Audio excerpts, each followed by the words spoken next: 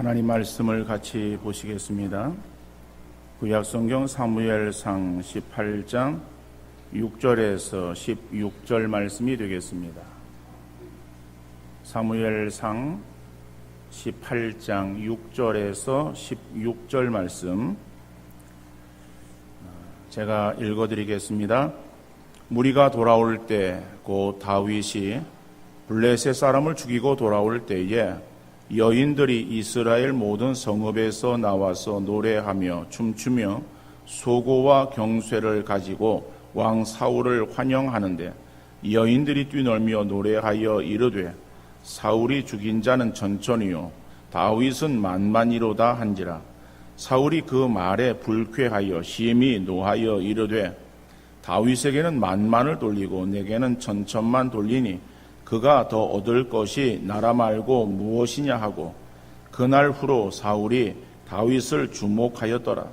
그 이튿날 하나님께서 부리시는 악령이 사울에게 힘입게 내리매 그가 집안에서 정신없이 떠들어대므로 다윗이 평일과 같이 손으로 수금을 타는데 그때에 사울의 손에 창이 있는지라. 그가 스스로 이르기를 내가 다윗을 벽에 박으리라 하고 사울이 그 창을 던졌으나 다윗이 그의 앞에서 2번 피하였더라. 여호와께서 사울을 떠나 다윗과 함께 계심으로 사울이 그를 두려워한지라. 그러므로 사울이 그를 자기 곁에서 떠나게 하고 그를 천부장으로 삼으매 그가 백성 앞에 출입하며 다윗이 그의 모든 일을 지혜롭게 행하니라. 여호와께서 그와 함께 계시니라. 사울은 다윗이 크게 지혜롭게 행함을 보고 그를 두려워하였으나 온 이스라엘과 유다는 다윗을 사랑하였으니 그가 자기들 앞에 출입하기 때문이었더라. 아멘. 어떤 사람이 자신은 광야 학교에 입학했다고 하면서 이렇게 고백을 합니다. 저는 광야대학교 고생과에 다니고 있습니다. 성적이 별로 좋지 못해서 입학한 지 오래됐지만 아직 졸업을 못하고 있습니다. 학교 총장님은 하나님이신데 대충 넘어가는 일이 절대로 없는 분이십니다. 그래서 커닝하는 것도 불가능하고 시험을 볼 때에도 누군가의 도움을 받을 수가 없습니다. 광야학교의 교과는 성령님이십니다. 교과 과목은 기다리는 훈련입니다. 포기하는 훈련입니다. 깨어지라는 훈련입니다. 내려놓는 훈련입니다. 하나님만 뚫어지게 바라보는 훈련입니다. 순종하는 훈련입니다. 위로부터 내려주시는 능력만으로 살아가는 훈련입니다. 지금 내가 배우고 있는 과목은 버리기입니다. 욕심을 버려야 되고 내 고집을 버려야 되고 내 생각도 버려야 되고 인간적인 모든 수단 방법도 버려야 합니다. 학비가 비싸냐고요? 네, 좀 비싼 편입니다. 인생을 모두 걸어야 할 정도이니까요. 때로는 목숨까지도 저당 잡혀야 하니 결코 싸다고 할 수 없습니다. 그런데 나는 매일 낙제를 해서 이렇게 졸업을 하지 못하고 있습니다. 이번에는 반드시 졸업하리라 결심을 하고 도전해 보고 있습니다. 졸업하는 자에게는 소망, 기쁨, 문제 해결이라는 은혜의 졸업 선물이 주어지는데 나는 그 선물을 받고 싶습니다. 어서 고생과를 졸업하고 헌신과에 들어가서 새로운 삶을 살았으면 좋겠습니다. 하나님, 한 번만 살짝 눈 감아주세요. 졸업할 수 있도록 도와주세요. 이번 시험에는 꼭 합격할 수 있도록 제발 도와주시기 바랍니다. 헌신과 충성과에 이어서 들어가고 싶습니다. 하나님 부탁해요. 은혜를 감사드리며. 여러분, 우리 인생을 비유해서 광야와 같은 인생 속에서 살아간다라고 말씀하고 있어요. 그래서 제가 지금 드린 이 말씀은 어떠한 실제의 이야기는 아니죠. 우리의 삶을 하나의 비유적으로 표현한 그러한 내용이에요. 우리가 그리스도인이 되었다, 예수를 믿고 하나님의 자녀가 되었다라고 하면은 우리는 일반적으로 생각할 때에 예수 믿으면은 우리에게 복이 주어진다라고 말을 합니다. 물론 그 말은 맞는 말이에요. 그러지만은 그 말을 가지고 전도에 사용을 했을 때에 사람들은 어디에 초점을 맞추는가 하면은 복에 초점을 맞춥니다. 그리고 예수를 믿겠다라고 할 수도 있어요. 그런데 여러분, 그 복이라고 하는 것이 일반적으로 세상 사람들이 생각하고 말하는 그러한 복은 아닙니다. 우리가 예수를 믿고 구원함을 얻었으면은 우리가 큰 복을 받은 사람이 되어진 것은 맞습니다. 그것은 우리가 죽음에서 생명으로 건진바 되어진 영생을 소유한 그러한 하나님의 자녀가 되어진 것을 말하는 것이죠. 그보다 더 큰 복이 어디 있겠어요? 죽어야 되는 그러한 존재가 다시 살게 되어진 것, 이것이 가장 큰 복이에요. 그러지만은 우리가 그것을 세상 사람들은 알지 못하는데 그것을 우리가 사용해서 전도한다라고 할 때에 사람들에게 오해를 불러일으킬 수 있습니다. 사실은 예수를 믿고 하나님의 자녀가 되어지는 것은 고생이 시작되어지는 거예요. 그래서 광야학교에, 좀 좋은 말로 하면 광야대학교에 이제 고생과에 입학을 한 것이 바로 예수를 믿게 되어진 것이라고 그렇게 비유적으로 말할 수가 있어요. 여러분 그렇지 않습니까? 우리가 예수를 믿고 신앙생활을 하다 보면은 우리 앞에 늘 평탄한 길만 주어지는 것 아니에요. 힘들고 어려운 일들이 얼마나 많은지, 정말 산 넘어 산과 같은 그러한 인생, 그 인생은 어느 누구나 피할 수가 없어요. 그래서 우리의 인생을 가리켜서 인력편주 내지는 광야와 같은 인생, 이렇게 말을 하는 것입니다. 어떤 사람은 광야대학교 고생과에 입학해서 아직 졸업하지 못하고 계속해서 연단과 훈련 가운데 있을 수도 있고, 어떤 사람은 고생과를 일찍 졸업해서 헌신과에서 헌신과 충성을 하며 하나님의 주실 상급을 준비하는 사람도 있을 것입니다. 오늘 본문의 다윗도 하나님의 사람으로 쓰임받기 위해서 광야대학교 고생과에 입학해서 이제 훈련과 연단의 첫 걸음을 띄고 있는 것을 우리가 보게 되어집니다. 그러나 힘들고 어려운 인생 여정 속에서도 그가 견딜 수 있었던 것은 하나님의 은혜가 그에게 함께 했기 때문인 것을 오늘 성경은 우리에게 말씀하고 있습니다. 그래서 오늘 본문을 통해서 우리가 살펴볼 수 있는 첫 번째의 사실은 고생과에서 훈련을 시작하며, 이렇게 소제목을 붙일 수 있어요. 이 말이 무슨 말이냐? 오늘 본문 9절 말씀을 보면은 그날 후로 사울이 다윗을 주목하였더라 말씀하고 있습니다. 여기에서 주목하였다라고 하는 이 말의 의미는 단순하게 보았다라고 하는 것을 의미하는 것이 아니에요. 그죠? 주목하여 보았다라고 하는 것은 뭔가를 주의 깊게 보는 것을 말하지 않습니까? 사울이 다윗 행동 하나하나를 세밀히 관찰했다라고 하는 거예요. 그런데 그 세밀히 관찰했는데 뭐 상을 주기 위해서 세밀히 관찰했다라고 하는 그러한 어떠한 느낌을 받는 것이 아니라 뭔가 꼬투리를 잡기 위해서, 그래서 자세히 관찰하고 살피는 그러한 사울의 이 모습을 우리가 연상할 수가 있습니다. 결국 사울은 자기에게 임한 악령으로 인해서 손에 들고 있던 창을 다윗에게 던지는 거예요. 다윗이 피합니다. 다시 재차 가서 그 창을 다윗에게 던져요.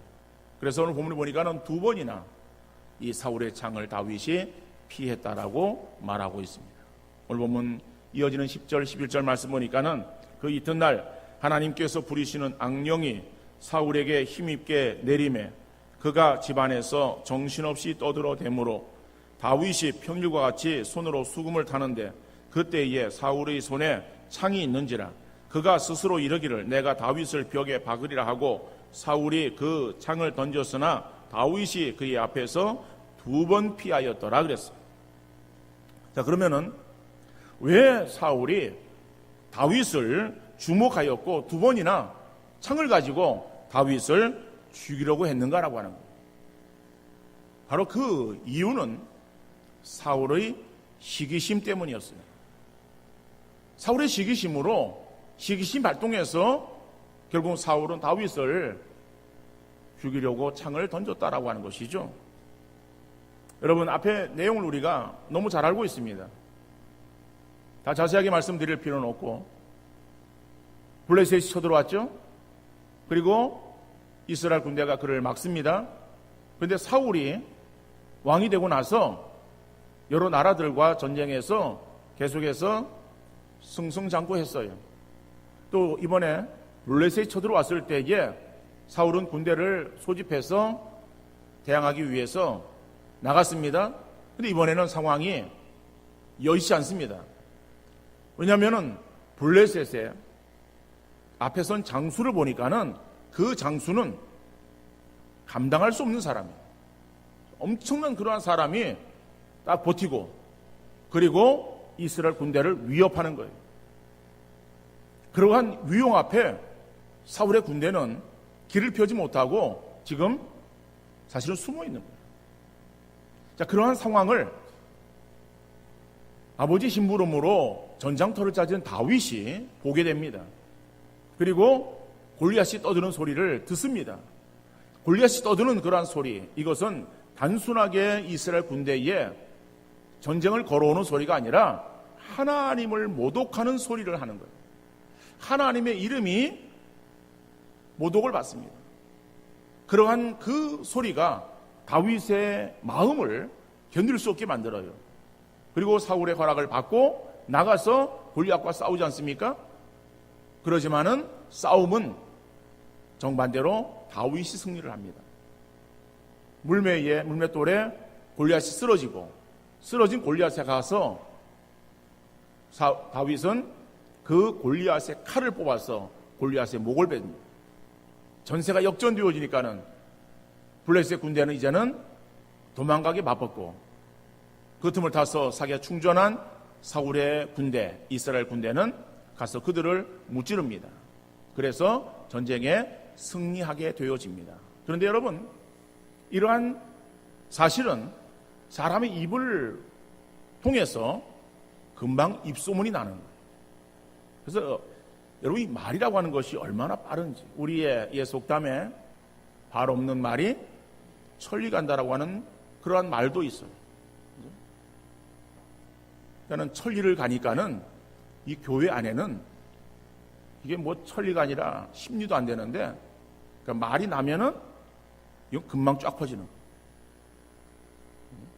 근데 그 말이라고 하는 것은 덧붙여지기도 하고 없는 그런 그 말들을 만들어 내기도 하는 거예요. 아주 오묘한 그러한 능력을 가지고 있어요. 사람의 입이라고 하는 것이. 근데 오늘 본문에서 보니까는 그러한 그 다윗의 행한 일이 전장터에서 행했는데 그것이 전국적으로 소문이 났어요. 자, 이제 사울의 군대가 전쟁에 승리하고 돌아오는 거예요. 돌아오는 그 사울의 군대를 사람들이 나가서 환영을 합니다. 금이 환영하는 그러한 그 사울과 그의 군대들 앞에 선 사람들은 여인들이야. 왜 여인들로 성경에 말씀하고 있는가 하면은 20세에서 60세 이하 되어진 남자들은 다 군대 들어간 거야. 군의로 차출되어 가지고 군대 갔기 때문에 그래서 남자 어른들은 다 군인이에요. 남아있는 사람들은 어린 그러한 사람들, 그죠? 어린 아이들과 그 다음에 여인들이. 여인들이 나와서 맞이하는 거예요. 그 안에는 자기 남편도 있겠죠. 자기 가족도 있는 거예요. 어떻든 간에 뭐 가족이 살아 돌아온 기쁨도 있고 또 승리한 그러한 그 기쁨 가운데에 그들이 기뻐 즐겁게 노래하며 막 춤도 추고 막 환영하는 거예요. 그런데 문제는 그 노래하는 소리하는 그러한 그 내용 가운데 내용이 문제예요. 그 내용이 무엇인가 하면은 사울은 천천히요 다윗은 만만이로다라고 하는 거예요. 사울이 죽인 자는 천이요 다윗이 죽인 자는 만이다라고 하는 그러한 의미에 다윗을 더 높이는 그러한 노래로 축하를 하는 거예요. 여러분, 사울은 왕이에요. 그리고 왕의 군대를 사람들이 맞이하면서 당연히 왕인 사울을 높여야 됨에도 불구하고 사람들은 다윗을 더 높이는 그러한 노래를 합니다. 그러니까 그러한 소리를 들은 사울의 마음이 어떻겠어요? 심히 불쾌했습니다. 그래서 결국엔 불쾌한 그 마음이 다윗을 주목하게 되었고 그리고 결국 악령이 그에게 임하자 그는 다윗을 죽이는 그러한 자리에까지 떨어지게 되는 것을 보게 되어집니다. 여러분, 근데 다윗의 입장에서는 자기가 죽음당할 일을 했어요? 나라에 반역을 했습니까? 그런 것이 아니에요. 자기도 죽음을 불사하고 전장터에 나가서 골리앗과 싸웠어요. 그런데 하나님의 도우심으로 다윗이 승리했잖아요. 골리앗이 쓰러졌고 쓰러진 골리앗을 목을 뱄어요. 죽였어요. 그러면은 골리앗 때문에 싸움을 할 수 없었는데 그 어려움을 제거하자 이제는 이스라엘 군대가 어려움 없이 전쟁에서 승리할 수 있었잖아요. 그럼 다윗이 당연히 칭찬을 받아야 되죠. 인정을 받고 사람들에게 있어서 환호 가운데에 높이 들림받아야 됨에도 불구하고 오히려 그 일이 다윗에게는 큰 위기를 만나게 되는 거예요. 우리가 생각할 때에 사울이 왕인데 어떻게 그럴 수 있느냐? 왕으로서 자기는 늘 사람들의 높임을 받고 있는데 이번에 전쟁에서 큰 승리를 한 그리고 승리의 단초를 제공한 그런 그 다윗을 사람들이 높이는 데 있어서 그거 받아줄 수 있지 않느냐? 근데 뭐 그거 가지고 그거를 불쾌하게 생각하고 그리고 그거 가지고서 다윗을 죽이려고 하는 그 사울은 속 좁은 사람이 아니냐? 우리 그렇게 생각할 수 있어요. 맞는 말이죠. 그러나 여러분, 우리 사람은 다 마찬가지입니다. 뭐가 마찬가지인가 하면은 속이 좁은 사람이나 속이 넓은 사람이나 별반 차이가 없다라고 하는 거예요. 속 넓은 사람도 어떠한 작은 일에 감정이 뒤틀려 화를 낼 수도 있고 그리고 다른 사람을 미워할 수도 있어요. 늘 속이 좁다라고 생각되어지는 그러한 사람도 어떤 경우에서는요 큰 일을 자기가 어려움을 당했음에도 불구하고 그 일에 또 넓은 마음을 갖는 경우도 있을 수 있어요. 그러니까 사람의 마음은요 이게 변화가 너무 심해서 예측할 수가 없어요. 근데 사람이라고 하는 그 모습은 다 똑같습니다. 마음이 넓은 사람이나 마음이 좁은 사람이나 다 거기에서 거기지 특별한 그러한 차이가 없는 것 같습니다.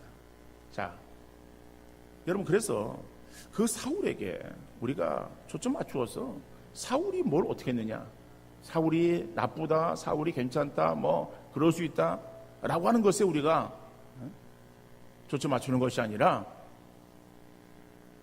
하나님의 관점이 어디 있는가를 우리가 한번 생각해 볼 수 있기를 바랍니다. 여러분, 하나님은 지금 사울을 보시는 것이 아니라 다윗을 보고 계시는 거예요. 그러니까 하나님의 관점은 사울이 아니라 다윗이다라고 하는 거예요.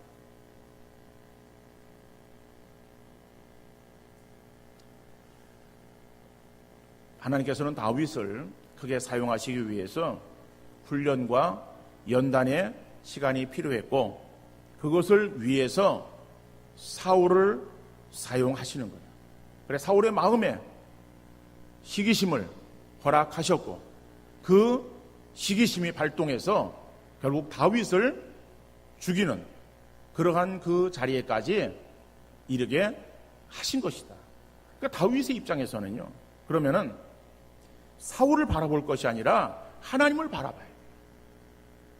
다윗이 하나님을 바라보지 않고 사울을 바라보았다라고 한다면은 이거는 문제가 더 커집니다. 여러분, 우리가 다른 사람이 나에게 시기를 하거나 질투하거나 미워하거나 악하게 대하거나 라고 했을 때에 우리가 그 사람을, 상대를 우리가 바라보는 거예요.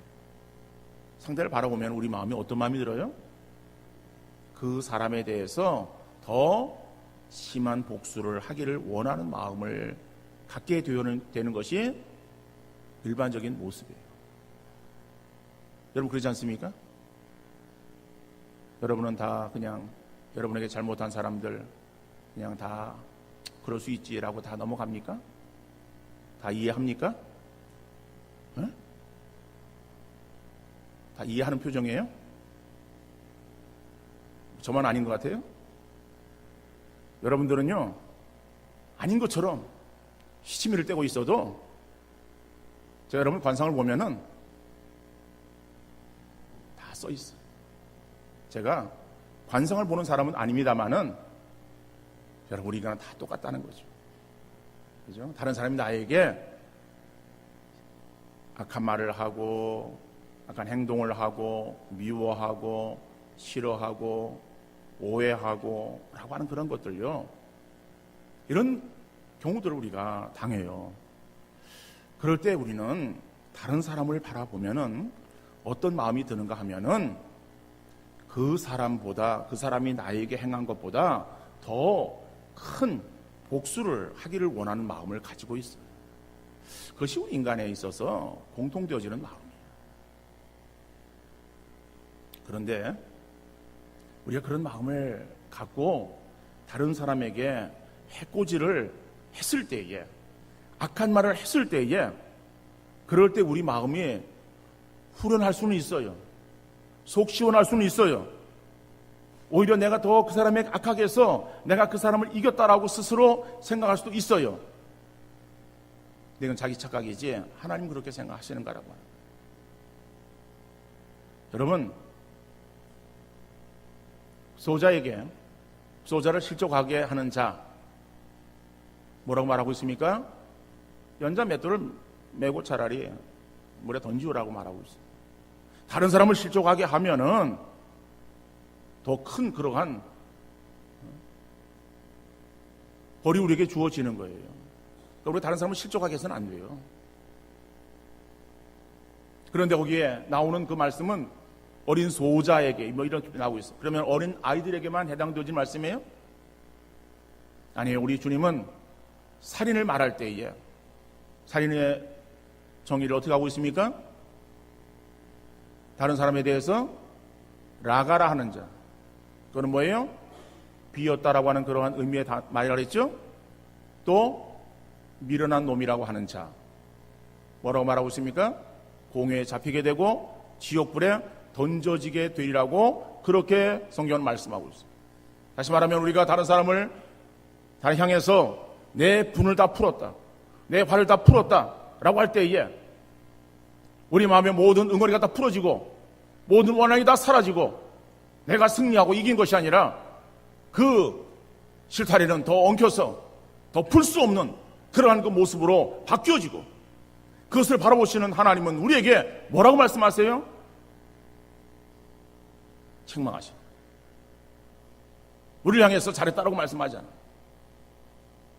여러분, 그렇기 때문에 우리가 이 생을 살아가면서 사람에게 당하는 여러 가지의 어려움들이 있습니다.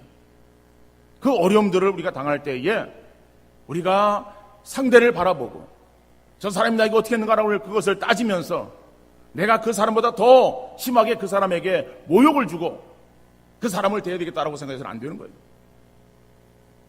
우리는 하나님을 바라볼 수 있기를 바랍니다. 우리가 지금 어디에 있어요?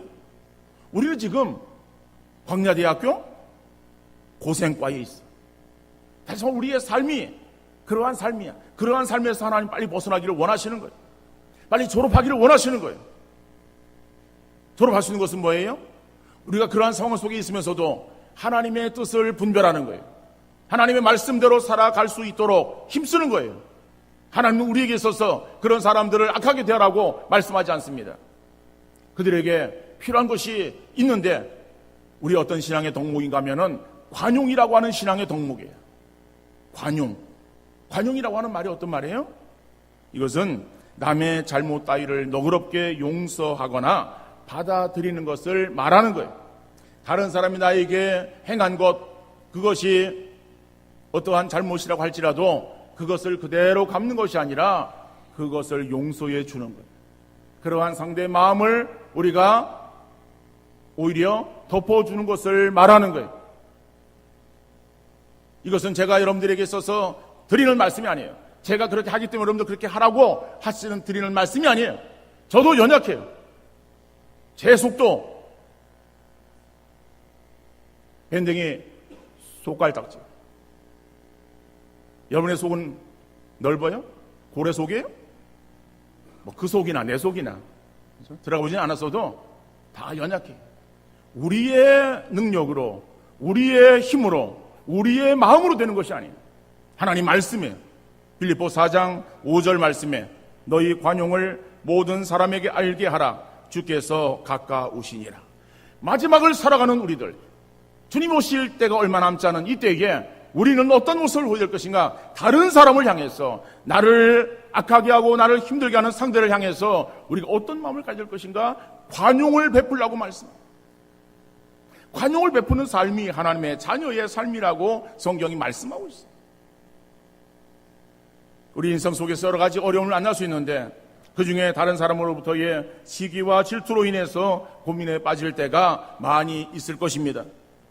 이러한 시험이 찾아올 때에 하나님이 나를 연단하시는 것임을 생각하고 믿음으로 참고 견디되 다른 사람과 맞서 싸우는 것이 아니라 오히려 그 상대에 대해서 우리가 관용을 베풀고 사랑을 베푸는 그러한 믿음의 성도 되어질 수 있기를 간절히 바랍니다.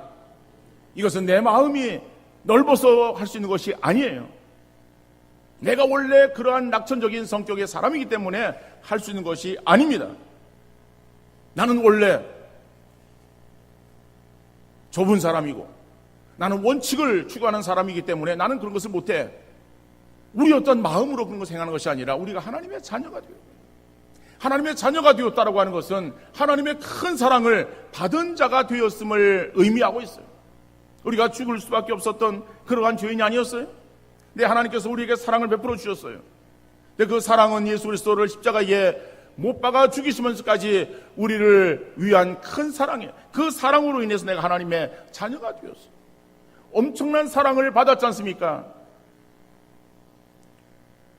하늘을 두루마리 삼고 바다를 먹물 삼아도 그 하나님의 사랑을 다 기록할 수 없는 엄청난 사랑을 우리가 받은 자들로서, 다른 사람의 조그마한 실수를, 다른 사람이 나에게 행한 조그마한 해악을 우리가 용서하지 못하고 관용을 베풀지 못하고 사랑하지 못하고 지난다면은 어떻게 우리가 하나님의 자녀라고 하나님 앞에 얼굴을 들 수 있겠어요?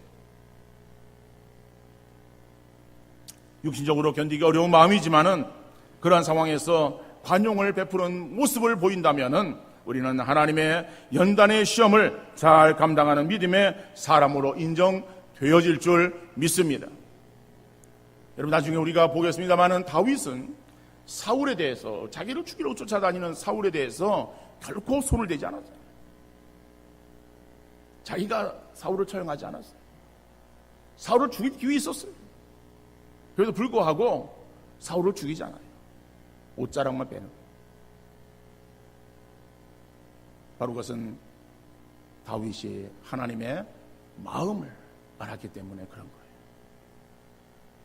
우리가 하나님의 인정을 받기 위해서, 그리고 광야대학교 고생과에 다니고 있는 우리로서 빨리 좋은 학점 받고 졸업하기 위해서는 이러한 과정, 우리가 믿음의 모습을 드러내며 잘 감당하는 그러한 믿음의 성도 되어질 수 있기를 간절히 바랍니다. 두 번째로 보니까는 하나님께서 다윗과 함께 하셨습니다.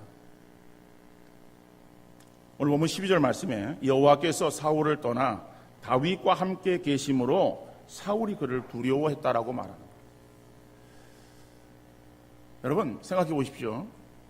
사울이 다윗에게 불쾌한 마음을 가지고 다윗을 이제 악령이 물론 임해서 그렇지만은 다윗을 향해서 죽이려고 창을 던지는 거예요. 근데 다윗이 피했어요. 다시 재차 창을 던졌어요. 또 다윗이 피해요. 여러분 그러면은 지금 그 상황에서 두려워해야 될 사람이 누구예요? 당연히 다윗이죠. 왜? 지금 다윗은 어떠한 위기를 만나게 되는가 하면은 사울로부터 죽음의 그러한 그 위기를 지금 당하고 있는 거예요. 그러니까 당연히 다윗이 두려워해야 되죠. 근데 오늘 성경은 뭐라고 말하고 있는가 하면은 사울이 그가 누구의 다윗이죠? 사울이 다윗을 두려워했다라고 하는 거예요. 아니 지금 사울이 창을 들고 그리고 다윗을 향해 던졌어요. 피한 그 다윗을 향해서 재차 그 창을 가지고 사용했는지 아니면 또 다른 창이 있었는지 뭐 그건 성경에 나와 있지 않기 때문에 중요하지 않아요.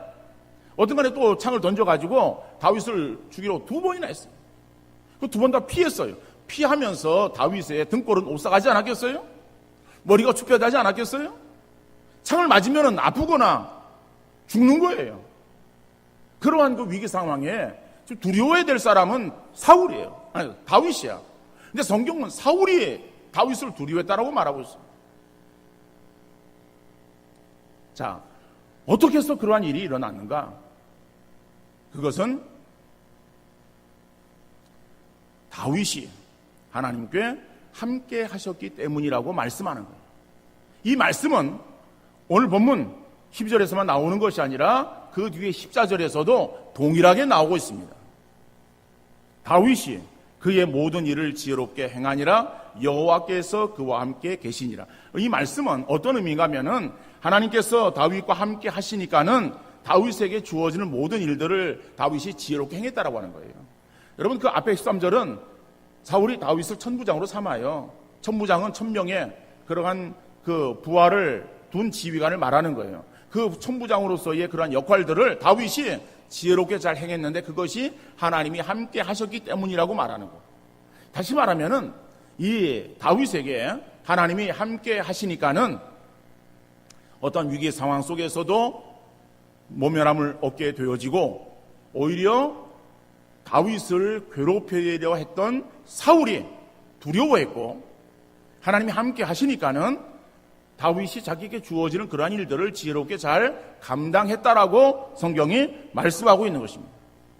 여러분 믿음이라고 하는 것은 나를 의지하는 것이 아니라 하나님을 의지하고 바라봄으로 하나님께서 함께 하시는 것을 믿는 것이 믿음이에요. 하나님이 함께 하시면 우리를 대적할 자에게서 보호함을 받고 더 나아가 다른 사람들에게도 사랑과 인정을 받게 되어질 줄로 믿습니다. 그러므로 우리는 전능하신 하나님을 신뢰하는 믿음으로 나가야 될 거예요. 하나님은 우리의 능력이시오 힘이 되시는 거예요. 하나님이 우리와 함께 하시면 우리를 대적할 자가 없으며 어떠한 상황 속에서도 승리하게 되어질 줄로 믿습니다. 여러분 우리가 이제 다윗의 그러한 내용들은 우리가 그 뒤에 나오기 때문에 넘어가고 여러분 이사야서의 말씀 보면은요 41장 8절로 10절에 이렇게 말씀하고 있어요. 그러나 나의 종로 이스라엘아 내가 택한 야곱아 나의 벗 아브라함의 자손아 여러분, 이것은 이스라엘 백성들을 호칭하는 호칭들인데, 나의 종, 나의 택한 야곱, 나의 벗 아브라함에 있어서 점층적인 그러한 표현을 씀으로 인해서 그 하나님의 이스라엘을 택하셨다라고 하는 것을 말하는 거예요. 오늘 저와 여러분은 하나님의 택하신 하나님의 자녀 되어지지 않았습니까? 우리 하나님의 자녀예요. 그러니까 우리를 향하신 말씀이야. 내가 땅끝에서부터 너를 붙들며 땅 모퉁이에서부터 너를 부르고 내게 이르기를 너는 나의 종이라 내가 너를 택하고 싫어하여 버리지 아니하였다 하였노라 그랬어요. 하나님이 우리를 부르신 것은요, 우리가 하나님 앞에 있을 때 보시고 부른 것이 아니에요. 오늘 본문에서는 땅끝에서 너를 붙들며 땅 모퉁이에서부터 너를 부르고라고 말하는, 우리가 어머니의 태에서 조성되어지기 이전에 하나님께서 우리를 아시고 나를 사랑하사 나를 하나님의 자녀로 택하셨다라고 성경이 말씀하고 있습니다. 여러분, 그렇게 하나님 우리를 이미 관심을 가지시고 우리를 보신 거예요. 그리고 하나님께서 우리를 부르신 거예요. 그래서 택하고 싫어하여 버리지 아니하였다. 그렇기 때문에 너는 두려워하지 말라. 내가 너와 함께합니다. 놀라지 말라. 나는 내 하나님이 됨이라. 내가 너를 굳세게 하리라. 참으로 너를 도와주리라. 참으로 나의 의로운 오른손으로 너를 붙들리라. 여러분, 이 말씀은요, 우리가 잘나서 하나님의 자녀가 되어진 것도 아니고, 하나님께서 나를 무엇을 보셨는지를 모르지만은 나를 보시고 이미 내가 만들어지기 이전에 나를 보셨다는 거예요. 그리고 나를 사랑하신 거예요. 나를 택하신 거예요. 그러니까 하나님의 자녀로 나를 이 땅에 또 보내시고 그렇게 살아가는 나를 하나님께서 도와주시겠다라고 말하는 거예요. 근데 그 도와주시는 상황이 어느 상황인가 하면요, 놀라지 말라. 나는 내 하나님이 됨이라. 그죠? 두려워하지 말라. 내가 너와 함께 함이라 말씀하는. 여러분, 놀라지 말라, 두려워하지 말라라고 하는 것은 뭐예요? 지금 우리의 상황이 어떤 상황이 있는 것을 말씀하고 있습니까? 당연히 어려운 상황, 고난의 상황, 힘든 환난의 그러한 상황 속에 있을지라도 하나님이 우리에게 말씀하시는 거예요. 두려워하지 말라, 놀라지 말라. 왜 우리가 두려워하지 않고 놀라지 않아도 됩니까? 내가 너와 함께 합니다. 나는 내 하나님이 됩니다. 여러분, 우리가 믿고 있는 하나님, 전능하신 하나님, 능력의 하나님, 그 전능하시고 능력의 하나님은 나의 아버지가 되시는 줄 믿으시기를 바랍니다. 우리가 살아가는 세상은요, 다윗만 그러한 어려운 그러한 시절을 보내고 시기를 보내고 상황을 만납니까? 저와 여러분이 살아가는 세상은 편합니까? 우리가 다른 사람 바라볼 때 저 사람은 꽃길을 걷는 것 같아요. 저 사람은 비단길을 걷는 것 같아요. 그런데 그 사람도요, 나와 똑같은 어려움 가운데 처해 있는 거예요. 내가 당하는 어려움이 더 커 보이지만은 실상 우리가 당하는 그런 어려움들 다 막상막하예요. 도찐 개찐이에요. 그러나 그것이 그렇게 가벼운 것이 아니라 정말 우리에게 있어서 힘겨워 견딜 수 없는 그러한 그 상황에 처한 그러한 모습이라고 하는 것을 우리가 알아야 될 것입니다. 여러분, 그런데 그러한 상황 속에서 하나님은 우리와 함께 하시겠다. 나와 함께 하시겠다. 내가 잘나서 나와 함께 하시는 것이 아니에요. 내가 똑똑하고 내가 믿음이 좋아서 하나님이 나와 함께 하시겠다라고 하시는 말씀이 아니에요. 내가 믿음이 좋건 믿음이 좋지 않건, 내가 연약하건 내가 강건하건 관계없이 우리가 하나님의 자녀가 되어진 우리들을 하나님께서 함께 하시겠다. 내가 너와 함께하고 내가 너를 도와주겠다라고 말씀하시는 거예요. 여러분, 이러한 상황 속에서 우리가 누구를 바라봐야 됩니까? 어려운 상황만을 바라봐야 되겠어요? 하나님이 그 어려운 상황 속에서 내가 너와 함께하겠다라고 약속하시는데 우리가 하나님을 바라봐야 되지 않겠어요? 우리가 하나님을 향해서 눈을 들어야 되지 않겠어요?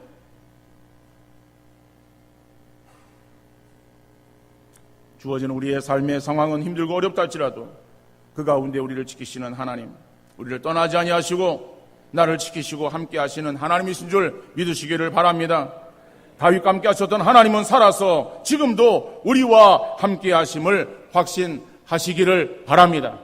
그래서 광야와 같은 세상 우리가 살아간다라 할지라도 나 혼자가 아니다라고 하는 것을 여러분들 분명히 인식하시고 힘들고 어려울 때에 좌절하고 낙심하고 실망하는 것이 아니라 눈을 들어 하나님을 더욱더 바라보는 믿음의 성도 되어질 수 있기를 간절히 바라며 이 믿음으로 승리할 수 있기를 주님 이름으로 축원합니다.